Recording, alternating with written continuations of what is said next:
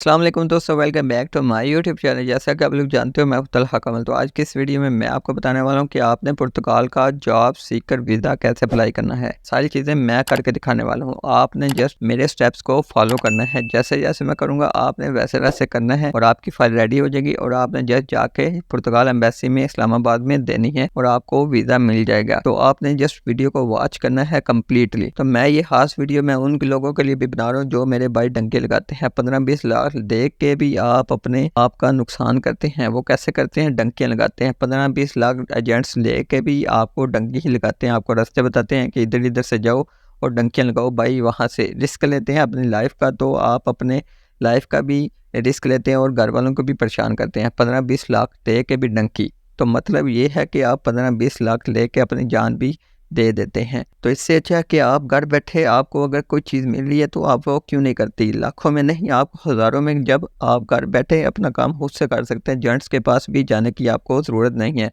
तो मैं आपको हर चीज़ करके बताने वाला हूँ। आपको फाइल रेडी करके दिखाऊंगा, फिल अप भी करके दिखाऊंगा और वो चीज़ भी दूंगा कि जो कोई बताता नहीं है, जेंट्स भी नहीं दिखाते। तो आपको ये वाला ऑप्शन है जो कि किसी ने भी नहीं बताया, declaration with indication of the condition for the estimate day. तो ये वाला भी मैं फॉर्म आपको खुद से रेडी करके दूंगा। आपने जस्ट डाउनलोड करना है और साथ में अटैच कर देना है। तो ये वाला भी फॉर्म मैं आपको बना के दे दूंगा, आपने जस्ट फाइल के साथ अटैच कर देना है। तो आपने जस्ट मेरे स्टेप्स को फॉलो करना है। तो चलिए फॉर्म्स को फिलअप करते हैं। तो फॉर्म्स को फिलअप करने से पहले अगर आपने मेरे चैनल को सब्सक्राइब नहीं किया तो भाई सब्सक्राइब कर लें और लाइक नहीं किया वीडियो को तो लाइक जरूर कर लेना। तो इससे ये होगा कि मेरी हौसला अफजाई होगी और मैं इसी तरह की अच्छी अच्छी वीडियोस बना के लाता रहूंगा। और शेयर जरूर करना है, शेयर इस नियत से करना है कि दूसरों का भी भला हो सके। तो चलिए पहला फॉर्म ओपन करते हैं। तो पहले नंबर पे फॉर्म आता है national visa application field and duly sign by applicant. इसको हमने क्लिक करना है और डाउनलोड कर लेना है। डाउनलोड करके ये देख सकते हैं हमारे पास ये वाला फॉर्म ओपन हो गया है। तो ये वाला फॉर्म आपने डाउनलोड करके किसी भी फोटोकॉपी वाले से आपने ये प्रिंट आउट कर लेना है। तो प्रिंट आउट करने के बाद आपने बॉल पॉइंट के साथ बड़ी ABC में कैपिटल लेटर में इसको फिलअप करना है। तो सबसे पहले देखें पुर्तगाल एप्लीकेशन फॉर नेशनल वीज़ा लिखा हुआ है, तो हमने इसको फिलअप करना है। तो सबसे पहले देख सकते हैं फोटो का ऑप्शन है। तो फोटो के ऑप्शन को देख के आपने ये नहीं करना कि यहाँ पे फोटो चिपकानी है, फोटो नहीं चिपकानी है। आपने जस्ट 2 से 3 फोटोज वैसे ही आपने व्हाइट बैकग्राउंड के साथ पिन के साथ अटैच कर देनी है। वो एम्बेसी वाले खुद से यहाँ पे करनी होगी तो चिपका लेंगे, जो भी करना होगा वो खुद से कर लेंगे। आपने जस्ट पिन के साथ यहाँ पे अटैच कर देनी है। तो यहाँ पे देख सकते हैं फॉर ऑफिशियल यूज ओनली। तो आपने ये वाला जो जितना भी है साइड पे आ रहा है, तो आपने इसको किसी भी चीज को नहीं छेड़ना। तो आपने जस्ट ये वाले स्टेप्स को फॉलो करना है जो जो मैं आपको बताता रहूंगा। तो सबसे पहले नंबर पे आ रहा है सरनेम। तो जैसे कि मेरा नाम मोहम्मद तलहा कमल है तो मैं यहाँ पे कमल लिखूंगा और आपने अपना लिख लेना है। दूसरे नंबर पे है surname at birth farmer family name. तो आपने यहाँ पे अपना फर्स्ट नेम दे देना है। जैसे कि मेरा नाम मोहम्मद तलहा है तो मैंने मोहम्मद तलहा लिखना है। तो तीसरे नंबर पे आता है फर्स्ट नेम, तो यहाँ पे भी मैंने मोहम्मद तलहा लिखना है और आपने अपना नेम लिखना है। चौथे नंबर पे आता है date of birth, day month year. तो इसी हिसाब से आपने अपनी डेट ऑफ बर्थ लिख देनी है। पांचवें नंबर पे आता है प्लेस ऑफ बर्थ। यहाँ पे आपने अपना सिटी और प्रोविंस मतलब शहर और अपना सूबा लिख देना है। जैसे कि मैं गुजरात से हूँ तो गुजरात लिखूंगा और साथ में पंजाब लिख दूंगा। कंट्री ऑफ बर्थ तो आपने यहाँ पे आपकी बताइश है वो वाले मुल्क का नाम लिखना है। जैसे कि मेरी कंट्री है पाकिस्तान तो मैं पाकिस्तान लिखूंगा। तो करंट नेशनलिटी के ऊपर लिखना है आपने पाकिस्तान, अगर आप पाकिस्तान से हैं तो। Nationality at birth if different, अगर आपके पास कोई और जहाँ पे आप पैदाइश हुई है आपकी नेशनलिटी वहाँ पे है तो आपने यहाँ पे वो वाली नेशनलिटी लिख देनी है। मतलब आपकी पैदाइश किसी और मुल्क में हुई है तो आपने वो वाली यहाँ पे लिख देनी है। अदर नेशनलिटी में भी वही आएगा। तो नंबर 8 पे जेंडर है तो आपने यहाँ पे जेंडर अपना जो भी है, फीमेल है तो फीमेल लिख देना है, मेल है तो मेल लिख देना है। नंबर 9 पे आता है सिविल स्टेटस। आपने अपना सिविल स्टेटस लिख देना है। सिंगल है तो सिंगल लिख देना है, मैरिड है तो मैरिड लिखना है, जो भी है आपने यहाँ पे टिक कर देना है। नंबर 10 पे आ रहा है parenterally authority in case of, ये वाला आपने ऑप्शन नहीं लिखना। आप 16 साल से कम है तो आपने ये वाला नहीं लिखना, तो आपने छोड़ देना है। नंबर 11 पे आता है नेशनल आइडेंटिटी नंबर। तो आपने यहाँ पे अपना ID कार्ड नंबर लिखते हैं। नंबर 12 पे आ रहा है टाइप ऑफ ट्रैवल डॉक्यूमेंट। तो आपने यहाँ पे ऑर्डिनरी पे क्लिक कर देना है, टिक कर देना सॉरी। नंबर नंबर 13 पे आ रहा है नंबर ऑफ ट्रैवल डॉक्यूमेंट्स, तो यहाँ पे आपने अपना पासपोर्ट नंबर लिख देना है। नंबर 14 पे है डेट ऑफ इशू, जो इशू डेट होगी आपने वो वाली लिख देनी है। वैलिड अंटिल, जो एक्सपायरी डेट होगी वो वाली आपने लिख देनी है। नंबर 16 पे है इशूड बाय कंट्री, तो यहाँ पे आपने वो वाली कंट्री लिखना है जो आपका पासपोर्ट जिस कंट्री से इशू हुआ होगा, तो वो वाला आपने यहाँ पे लिख देना है। जैसे कि हमारा पाकिस्तानी है तो हमने यहाँ पे पाकिस्तान लिख देना है। तो नंबर 17 पे नॉट एप्लीकेबल बाय डिफॉल्ट, पहले से ही टाइप है तो आपने इसको नहीं छेड़ना। एंड 18 पे भी नॉट एप्लीकेबल, इसको भी नहीं छेड़ना। नंबर 19 पे है applicant home address and email address, यहाँ पे आपने अपना एड्रेस एंड ईमेल एड्रेस लिख देना है और यहाँ पे आपने अपना टेलीफोन नंबर लिख देना है। नंबर 20 पे है residence in a country other than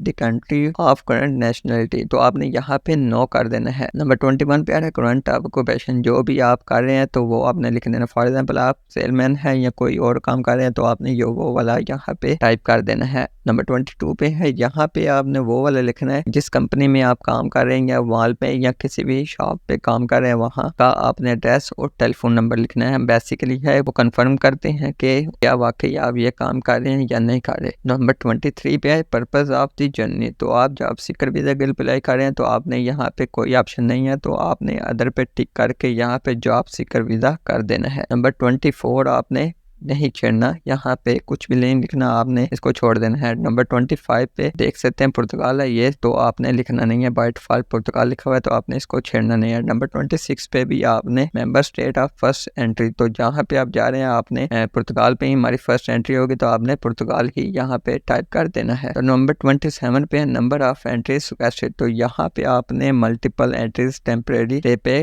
टिक कर देना है। ये रेजिडेंसी जिनके पास है पहले से तो वो वाले यहाँ पे टिक करेंगे, मगर हमारे पास नहीं है तो हम यहाँ पे टिक कर देंगे। यहाँ पे टिक मार्क करने के बाद आपने यहाँ पे इसके आगे फ्लाइट के हिसाब से अपनी डेट लिख देनी है जिस दिन आप जा रहे हैं और नीचे आपने जो डेट वो वाली डेट लिखनी है जिस दिन आप वापस आएंगे पुर्तगाल से। तो नंबर 28 भी नॉट एप्लीकेबल है तो आपने इसको भी नहीं छेड़ना। नंबर 29 भी नॉट एप्लीकेबल है तो आपने इसको नहीं छेड़ना। नंबर 30 पे surname and first name of the inviting person, तो आपने यहाँ तक ये वाला ऑप्शन आपके लिए नहीं है क्योंकि ये वाला ऑप्शन उन लोगों के लिए जिन लोगों को स्पॉन्सर आया हुआ है उन लोगों के लिए ये है। तो आगे वाला ऑप्शन हम चूज कर लेते हैं नेम ऑफ होटल, तो यहाँ पे आपने होटल का नेम लिखना है जो भी आपने पुर्तगाल में बुक किया होगा, तो यहाँ पे आपने होटल का नेम लिखना है और आगे उसका पुर्तगाल लिख देना है। नीचे देख सकते हैं एक और ऑप्शन है, यहाँ पे आपने होटल का ईमेल एड्रेस लिख देना है, जो भी आपने ऊपर लिखना है उसका ईमेल एड्रेस दे देना है। वेबसाइट के ऊपर इनका ईमेल एड्रेस होता है, आपने वो वाला लिख देना है और यहाँ पे होटल का फोन नंबर भी लिख देना है, टेलीफोन नंबर लिखना है, वो भी आपको वेबसाइट से ही मिल जाएगा। तो नंबर 31 पे है, इसको भी आपने नहीं छेड़ना क्योंकि ये स्पॉन्सर है, जिन लोगों के लिए स्पॉन्सर आया हुआ है उन लोगों के लिए होता है ये वाला ऑप्शन भी और ये वाला भी ऑप्शन, और ये आपने इसको नहीं छेड़ना। तो नंबर 32 पे है cost of travelling and living during the applicant stay in covered sorry, तो यहाँ पे आपने टिक कर देना क्योंकि आप उससे इसको अफोर्ड कर रहे हैं तो यहाँ पे आपने टिक कर देना है और नीचे आपने कैश के ऊपर भी टिक कर देना, क्रेडिट कार्ड के, और सोर्स ऑफ इनकम और भी है तो आपने वो भी यहाँ पे टिक कर देना है। तो नीचे आपने अगर रीड करना है कोई भी, ये देख सकते हैं नीचे कितना सर लिखा है, आपने रीड करना हुआ तो रीड कर लेना है, तो नहीं भी करें तो कोई प्रॉब्लम नहीं होगी। तो यहाँ पे प्लेस एंड डेट है तो आपने यहाँ पे अपना सिटी एंड डेट लिख देनी है और वो डेट लिखनी है जिस दिन आप ये फॉर्म को फिलअप कर रहे हैं। तो यहाँ पे देख सकते हैं सिग्नेचर का ऑप्शन है, तो यहाँ पे आपने अपने सिग्नेचर कर लेने हैं। तो ये देख सकते हैं मैंने आपको पूरा का पूरा ये फॉर्म फिल करके दे दिया है। आपने बॉल पॉइंट के साथ आपने बड़ी एबीसी में कैपिटल लेटर में दिखना है। मैं बड़ी एबीसी इसलिए बोल रहा हूँ, अब आप कमेंट में ये नहीं बोलना कि बड़ी एबीसी बोल रहा है भाई, तो भाई मैं इसलिए बोल रहा हूँ कि वो भाई भी, मैं बड़ी एबीसी इसलिए बोल रहा हूँ कि वो भाई भी अनएजुकेटेड हैं जो समझ नहीं पाते इंग्लिश को, तो वो भाई भी इजीली समझ सकें और अपने फॉर्म को फिलअप कर सकें। कि मैंने लिखा हुआ है अपने थंबनेल पे भी नो एजुकेशन, तो एजुकेशन वाले नहीं जो नहीं है वो भी अपना फॉर्म फिलअप करके अप्लाई कर सकते हैं। तो ये वाला फॉर्म हमारा फिलअप हो गया है। दूसरे नंबर पे चलते हैं, तो यहाँ पे देख सकते हैं दूसरा ऑप्शन है पासपोर्ट का। तो पासपोर्ट और other travel documents valid for 3 month, तो 3 मंथ्स आपका पासपोर्ट वैलिड होना चाहिए कम से कम। तो उसकी आपने 2 से 3 कापियां भी लगा देनी है रंगीन वाली। तो उसके नीचे आ रहा है 2 photos in passport type, passport type 2 photos आपने साथ में जरूर अटैच करनी है। 2 फोटोज अपने फाइल के साथ भी अटैच करनी है और एक वो जो मैंने आपको अभी फॉर्म दिया है उसके लिए भी। तो मतलब 3 आपने फोटोज व्हाइट बैकग्राउंड के साथ आपने अटैच कर देनी है। तो नंबर 4 पे ये ऑप्शन आ रहा है proof of regular status if you are a nationality other than that of the country where you are apply for a visa, ये वाला आपने छोड़ देना है। तो नंबर 5 पे आ रहा है request for criminal record inquiry, तो इसके ऊपर भी हम क्लिक कर लेते हैं और डाउनलोड कर लेते हैं। तो डाउनलोड करने के बाद ये वाला फॉर्म हमारे पास ओपन हो जाएगा। तो ये पुर्तगाली में आपने सारे डॉक्यूमेंट्स अगर इंग्लिश में लगाए तो फिर हमें ये वाला फॉर्म भी इंग्लिश में ही लगाना पड़ेगा। तो मैं ये वाला फॉर्म आपको डिस्क्रिप्शन में लिंक दे दूंगा, आपने वहां से डाउनलोड कर लेना। मैं इंग्लिश में करके साथ में अटैच कर दूंगा। ये वाला इंग्लिश में कर दिया है, हम देख सकते हैं ये वाला फॉर्म इंग्लिश में हो गया। आपने ये कैसे फिल करने हैं मैं आपको बताता हूँ। तो ये सामने सबसे पहले आई लिखा है, तो इसके आगे आपने डैश में लिखना है अपना मुकम्मल नेम, कंप्लीट नेम लिखना है। जैसे कि मेरा नाम मोहम्मद तलहक कंवल है तो मैं मोहम्मद तलहक कंवल ही लिखूंगा। आपने अपना नाम लिखना है, के आगे आपने सन ऑफ, आपने अपने फादर नेम लिखना है। उसके बाद आपने अपनी वालदा का नाम लिखना है, मदर नेम लिखना है। उसके आगे आपने बोर्न ऑन, आपने डेट ऑफ बर्थ लिखनी है और नेशनलिटी के आगे आपने पाकिस्तान लिख देना है।